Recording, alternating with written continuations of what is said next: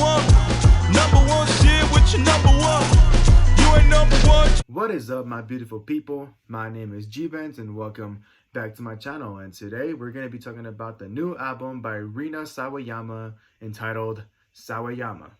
And that's a very big fucking tongue twister, and I really hope I'm pronouncing everything right in this video. This is the official debut studio album by Rina Sawayama, a very talented Japanese-British singer and songwriter, which comes to us about 2 years after her impressive EP known as Rina, which showed a lot of like great and promising potential with the very chill pop melodies and just overall like really memorable vocals. But honestly, Rina Sawayama's official debut studio album is the real fucking deal, as she will not only impress the fuck out of you, but will pretty much leave you shocked from the moment you hear it and all the way till the fucking end. Like honestly, I was not expecting what I heard on this fucking album. For the most part, my music taste is fairly similar to the music that my friends listen to and to pretty much, well, almost everybody in the world listens to. But if there's one thing that I've always appreciated in the music industry, was definitely weird people making weird music.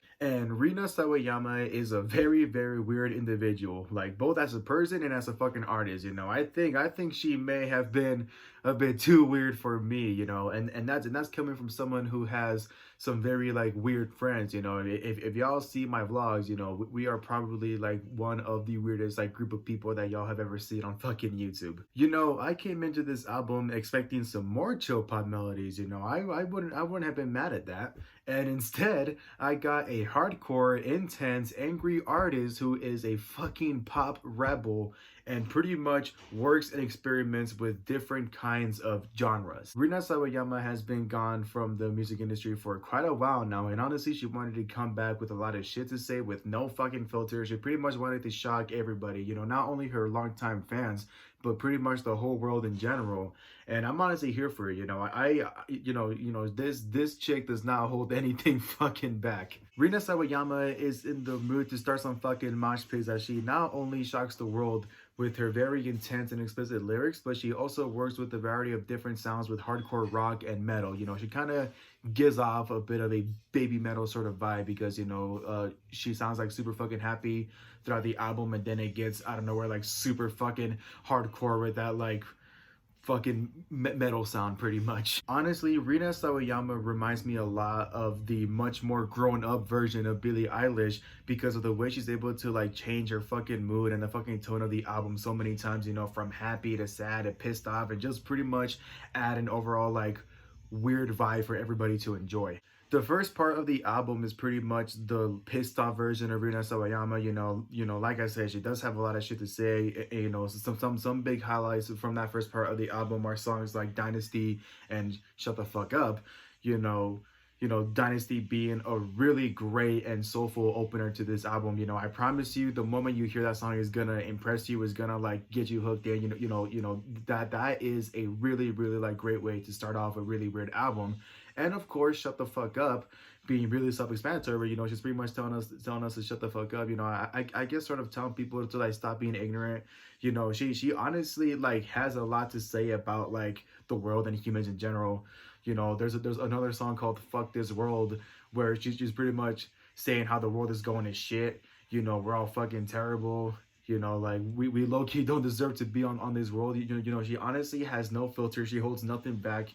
And you know, those are some of like the few like highlights when it comes to her like really angry and pissed off persona that you hear throughout like the first part of the album. And then you get to the middle part of the album that is pretty much filled with a lot of like sad anthems and really heartbreaking storytelling. You know, pretty much the vulnerable side of Rina Sawayama that you don't normally see, you know, with songs like Akasaka Sad, Bad Friend, Love Me For Me.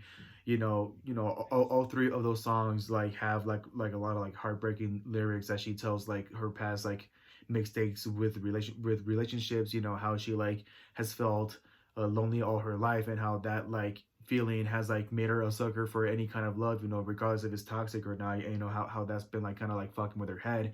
And you know, the song Bad Friend, you know like that one being like just pretty like self-explanatory once again. You know, her saying like how she's been a bad friend, you know, how like she like doesn't deserve most of the friendships that she has because of the way she is, and because sometimes she pushes his people away, when she's going through something, instead of letting them in, and she ends up hurting a lot of people on the way.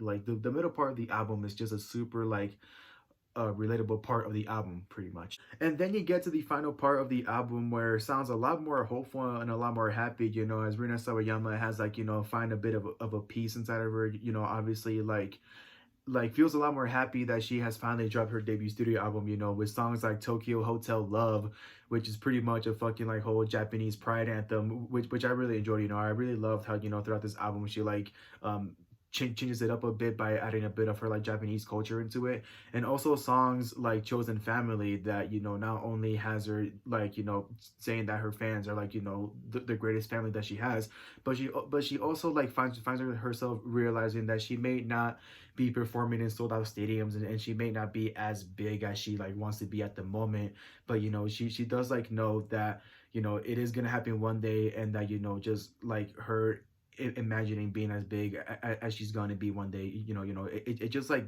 gives her that hope that she's not where she wants to be right now as an artist, but this album will hopefully be like the start to like her like starting to blow up, which I personally think it will. Like I didn't know what to expect. I wasn't sure if I was going to enjoy this, but I honestly found myself enjoying this a lot than I expected to. She's a very weird artist. Like there were like maybe two songs on here that I found were like kind of like unnecessary to have, but overall, besides those two tracks, this whole album is honestly a whole fucking vibe, and I think anybody will like really enjoy this. Overall, Rina Sawayama delivers a very fantastic album with a lot of diverse sounds and a lot of diverse songs that without a doubt will be fucking remembered for a very, very long time. And I highly, highly recommend this extremely underrated and talented artist to each and every one of you. She's been gone from the music industry for about 2 years now, but honestly, this album was really worth the wait, especially for those that have been following her for a very long time.